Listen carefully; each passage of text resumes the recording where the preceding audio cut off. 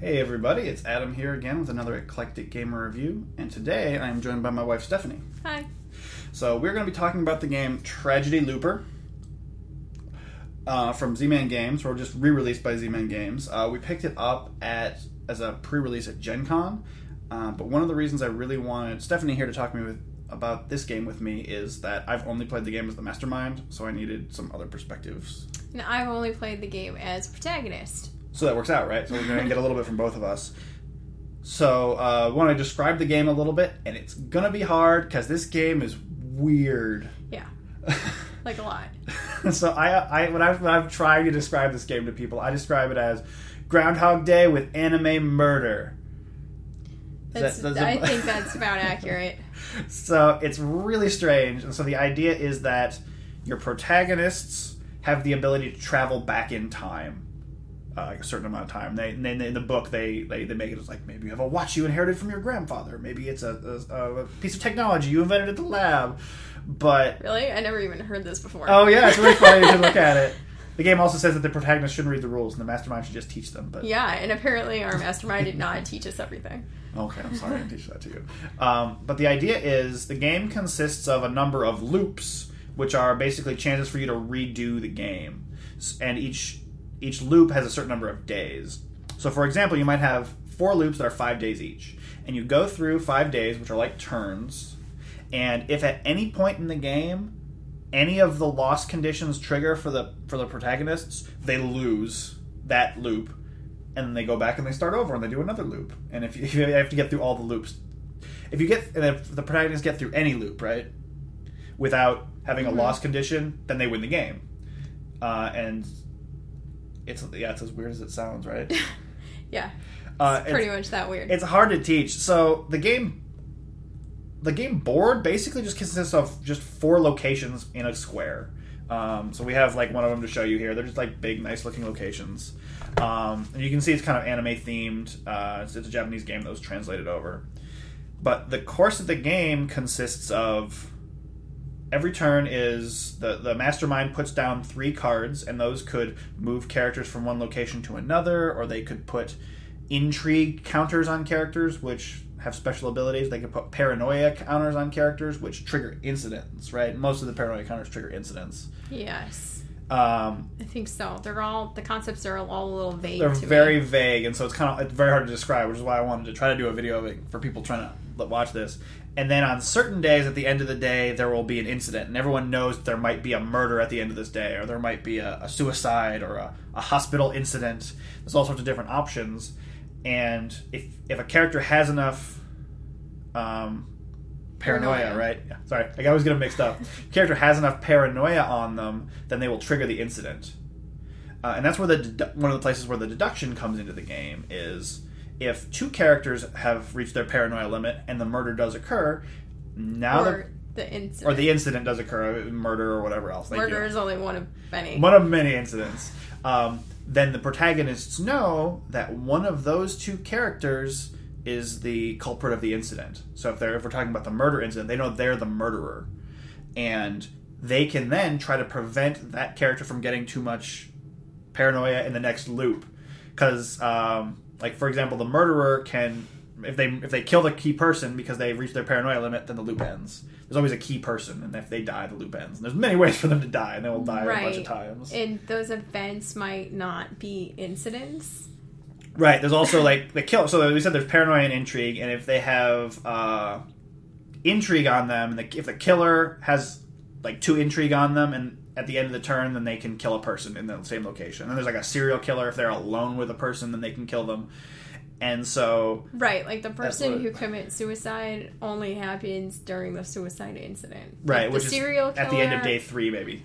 will murder all the time, as I discovered during my first game. Right. And so like, and it's as crazy as it sounds. So the main action that happens every turn is the mastermind puts down 3 cards on the different characters or the different locations, and then the players get to put down cards on those characters and locations, and they can try to, like, say, oh, I forbid that character from getting paranoia, or I forbid that character from getting intrigue, or I think they're he's trying to move this person over here, so I'm going to move them as well, and I'll move them into a different location. And basically, it's this big cat and mouse game of, in the beginning, the protagonists don't know anything, right? Correct. Well, they know a little bit. So let's show them this sheet first, yeah. So, how does that look? Very complicated, right? That's the beginner side of the sheet. Oh, yeah, this is the more complicated side. It looks very complicated, but it's really actually a really nicely written reference sheet, I think. It's got a lot of information on it. They packed a lot of info. But it's all in font size 4, but... they had to fit it on, right? So this tells you what everything can do, and it'll tell you, like, there's 5 in the basic tragedy, the normal level. There's 5 different main plots that can go on. Depending on what main plot there is, there depends on what roles the different characters in the games play. And when I say characters, they're just cards that move around the board, because the protagonists aren't actually a character in the game. The protagonists are also manipulating the characters the same way that the mastermind is manipulating them. So all these character cards are just like pawns on the board, and the mastermind and the characters are all trying to manipulate them. And in addition to the characters being able to die, the protagonist can also die. Right, and so the killer says if he gets 4 intrigue tokens, and then all the protagonists die, and then the loop ends, and so on. But you know that it could be one of these 5 major plots, right? And so only one of them has a killer, though. So if something happens that very much indicates that there's a killer, because maybe they kill someone in a room with 2 people and the serial killer would only kill them with 1, then you know, oh, this is a killer, so I know it's this plot. And so as you going through the loops, the goal isn't really to win on the first loop. No. And I think pretty much all of them are designed so that you can the mastermind can win very easily on the first loop. But the idea is you'll get some information. Right. So I don't remember, so the characters can win either if they get through a whole loop without dying, which they would do by gathering enough information and stopping the mastermind from getting his pieces into play. Mm-hmm. And what's the other way they can win? The other way is figuring out what all the different roles are that everybody is. Right, so if they, at the very end, even if they've lost every loop, they can say, well, this person was a murderer, or was a killer, this person was the brain, this person was a friend, and this person was a conspiracy theorist, and this person was the key person. I think it's not always a key person, I guess. You should play one of the other key person. I have no idea what that's like. Yeah, and so they can win that way too, just by deducting it all, even if they didn't stop it. And that's kind of how the game works. I guess there's also a thing where you can put goodwill tokens on the characters, and they have powers, and that can help you remove paranoia or figure out what roles are and things. Yeah. So that's basically the game. It's very odd, and it took me a couple readings of the rules and then just playing through once and failing at it to try it. So I wanted to try to give you an idea of what's going on. And that shouldn't be any spoilers, because when you're playing through, you get this sheet and you know these are all the possible plots that could be going on, and then based on what information you figure out as you go, you narrow it down as to which are the plots that you're using during the game. Yeah, so it's a weird game, but it was like the concept was so interesting. We put it on our list of things to check out at Gen Con. The demo tables were really hopping, and we couldn't get in on one of them. We saw that the stack was decreasing rapidly, so we decided to pick it up on day 1. It was out before day 1 was over, I think, right? Or the beginning of day 2. I don't remember. It was very quick, I also saw some online marketplaces. The pre-orders are already sold out. Yeah, so it seems popular, but it's so unique. It is. I think the game that people seem to link it to the most is Letters from Whitechapel. I've only played that game once, so I don't know if I have the greatest comparison, but this seems like there's a lot more moving parts to it. Yeah. There's many more things to figure out. There's many more different actions you can do. That's true, yeah. I agree with that. So, as always here on Eclectic Gamer Reviews, we're not going to tell you... We're going to tell you what the game's kind of like so you have an idea, but we've kind of gone over and figured out what are some of the key descriptors of this game that will influence whether you'll like it or not. Because some people love deduction in a game, and some people, it just hurts their brain, they can't keep track of everything, and it's a big negative. And so, here at Eclectic Gamer, no game is bad, it's just not for you. Right? Definitely. Because someone loves that game. Definitely. The designer probably. But someone's going to hate that game. If you've ever read the Android reviews on Board Game Geek, you'll discover they're very polarizing. It's very polarizing. Cool. So anyway, I think the first thing is deduction, right? Mm-hmm. There are not a lot of deduction games out there. I mean, you loved Clue, right? As a kid, yeah, definitely. And so we've played Mystery Express and like Clue DVD, but can you really think of many other like deduction games that are out there? Well, Letters from Whitechapel. Yeah, Letters from Whitechapel. Clue Great Museum Caper is similar to Letters from Whitechapel. Mini Letters from Whitechapel, yeah. Yeah. So deduction is a big one, I think. Definitely. And it's cool to have that because there's not a lot of games with it. Yeah. And so that's a big one. But some people hate it. Like, if you just can't keep track of all this stuff in your mind, like you started writing some stuff down and that really helps. Yeah. But you like that kind of puzzle. I do. But it's also neat, and I guess we can go on to the next one here. It's semi-cooperative, so it's sort of like Descent or Mansions of Madness. I should say, as long as you're playing with more than 2 players, it's semi-cooperative. Oh, yeah. If you play with less than 3 players, then basically it's just... You're still controlling... With 2 players. Yeah, if you're playing with 2 players or 3 players, the protagonists still control 3 protagonists, but they just... Protagonists. Protagonists, you're right. Yeah. Again, confusing, right? And so they get 3 decks of cards to put down. They basically play as though there were 3 people at the table. So it's kind of a lazy way to change the number of players, but it's clearly designed for 4 players. Yeah. But I was gonna say it's semi-cooperative, so it's everybody versus 1 person. There's no hidden traitor, you know who it is, but the mastermind player is playing against the 3 protagonists, like Mansions of Madness, and so that's kind of what it makes the deduction more interesting because it's not just information that's on the table you have to figure out. You're also trying to figure out the other person, and you're figuring out was there not a killer, or did they just choose not to kill someone at that point to hide it? And so it adds another layer, but it's also semi-cooperative. And the thing I think people really dislike about semi-cooperative is the ganging up aspect. Like, it takes a really strong personality to be the overlord in Descent because everyone's against you and they're all trying to beat you and they all celebrate if they win and they're all depressed if they lose. And so it can be a problem. So some people don't love it. That's fair. I don't know if I would love the mastermind role, but I haven't had an opportunity to try yet. Yeah. We'll see. But, I mean, when you do play a 2-player, you're just playing against one other person. That's true, yeah. That might make it more palatable. But the good thing about semi-cooperative in this way is that you get all the fun of a cooperative game where everyone gets on a team and they're trying to figure it out and they win and lose together and they can commiserate. But you're not just playing against a robotic AI controlled by cards or whatever. You're playing against another human. So it's very challenging still. So I think that's the good, where I think the good of semi-cooperative is versus the bad. I agree with that. So that ties in with the deduction a little bit in an odd way. Because again, how many deduction games that are semi-cooperative have you heard of? Letters from Whitechapel's there a little bit. But they feel totally different to me. They do feel very different.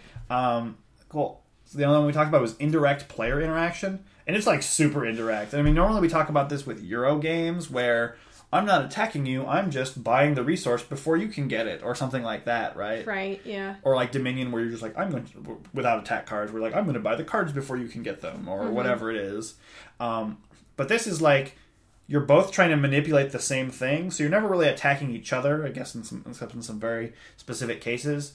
But you are trying to do something to make them lose, but it's always very indirect, right? It's never right at them. Right, like the mastermind might play, or a protagonist might play a movement card, and a mastermind might play a forbid movement card. So then that cancels the other one out. The other one out. The same thing happens among protagonists. For certain cards, if you play them more than once on one round, they cancel each other out. So there's hidden information both between the protagonist and the mastermind, as well as between the protagonists. They do recommend that the protagonists be allowed to communicate with each other during the first games, and we did not choose to do that, and it would have made it a little easier. Yeah, it was fine. So that it has the indirect player interaction. Some people really want to like attack someone else and have it be really competitive, and some people want something a little more chill like that, where it's not. Yeah, so if you aggressive. Just want to straight up attack other people, this is not. No, it's very subtle. Like I said, you're both like 2 people trying to manipulate pawns. But you also brought up the idea of hidden information where you don't see it. So that's another attribute we talk about with this. But it's all hidden information because you're trying to deduct it. sometimes when we talk about this, it's like Battlestar Galactica, where you have a hidden role, or you can't show each other your cards, or you're making or maybe you have we haven't played Lords of Waterdeep, but where you have a secret role. It doesn't necessarily affect other people, but it's a piece of hidden information that affects what you might do or what other people might do to you. Whereas this is, you're all trying to figure out and hide it. And then when you also play the cards, it's hidden from each other. When the protagonists play it, they're not supposed to tell each other what they put down. Maybe you have a rule and you talk about, well, the first player is always going to play the Forbidden Intrigue, so we don't overlap. But it's very hidden and you don't know a lot. And some people don't like that lack of communication in a game, especially in a co-op game. Yeah, definitely. I mean, that bugged you a little bit about it, right? That did bug me. Maybe it's just because we were losing so poorly.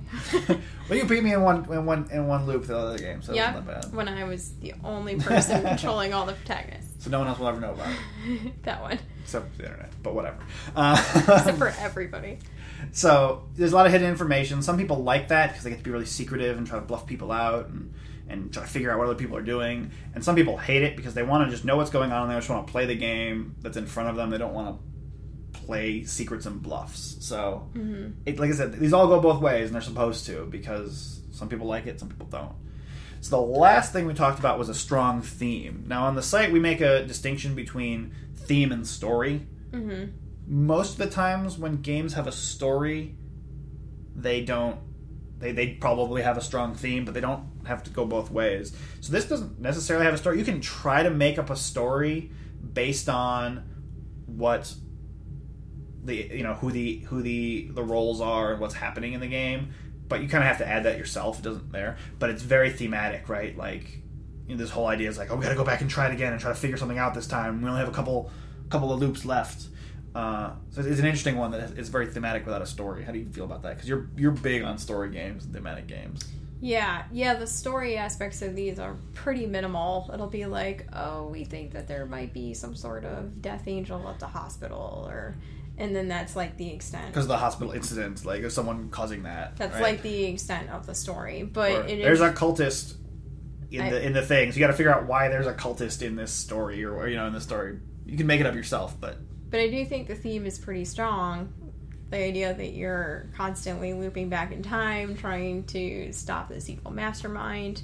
All the characters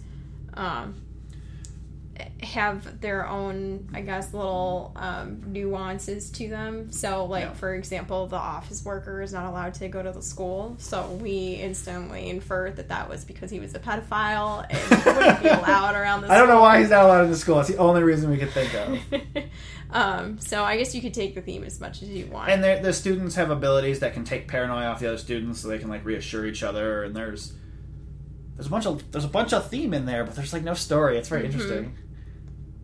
I was gonna say, what Love Letter seems like a game that has story but no theme, not much theme, because there's a story behind why it's happening, but then in the game there's not much going on. I haven't played it, so. But a lot of games have both. Like Tales of the Arabian Nights is both. Battlestar feels like both because there's a progression to it. Arkham Horror feels like both. Right. So that's sad if you're looking for a specific genre for your theme. It's kind of sci-fi because of the looping, but there's not much else is sci-fi. But otherwise it's relatively normal people. So you have students, you have doctors, horror, maybe. you have there's a couple because there are murders and killers and stuff. Right, so. exactly. But there's no zombies or werewolves or anything. So this is for the most part, it's your basic crimes procedural. I think that there's a godly being. Yeah. There's an alien, which we kept arguing about whether that actually meant alien. It looks like a girl. I'm pretty sure it just means tourist. So. Yeah.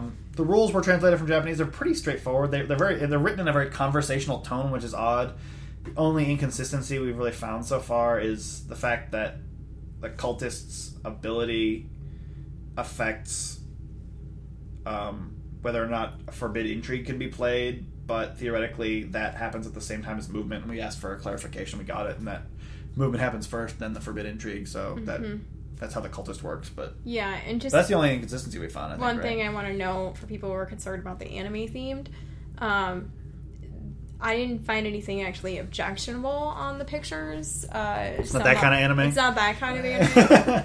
So if anybody's concerned about that. Yes, I read that some people are concerned that the artwork hurts the game, but...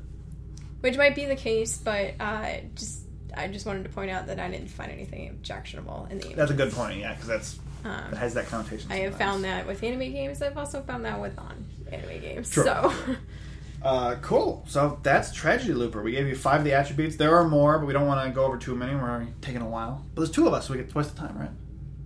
sure. All right. But that's Tragedy Looper. And so if you like the concept of this, we have more reviews.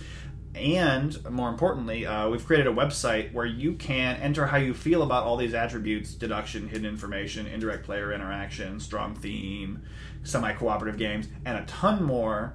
And what happens is you enter in how you feel about those. You say, well, I like games with deduction, and I love games with hidden information, but I dislike games with indirect player interaction, and so on. And it will spit out a list of all the games in our system and what we think you'll rate them. So Stephanie and I are the editors. So we create...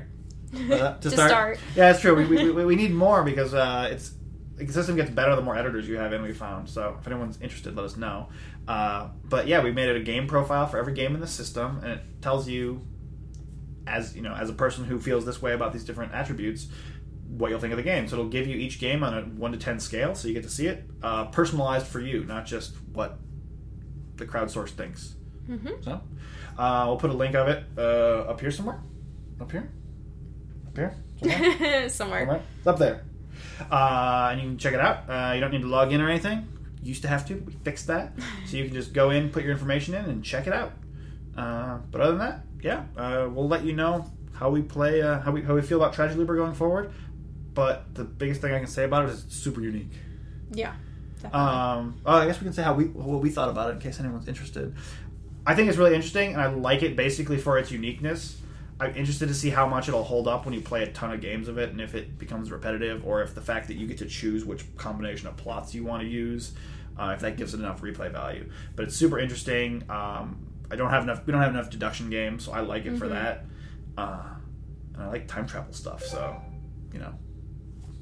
I agree with that for the most part. I'm excited about having another deduction game. I wonder if, because as is often the case with deduction, you can get better. You can definitely improve at it dramatically. Yeah, that's true. So I wonder. I went from thinking my first couple of games felt impossible. I don't know if I'm going to feel super easy after I played enough.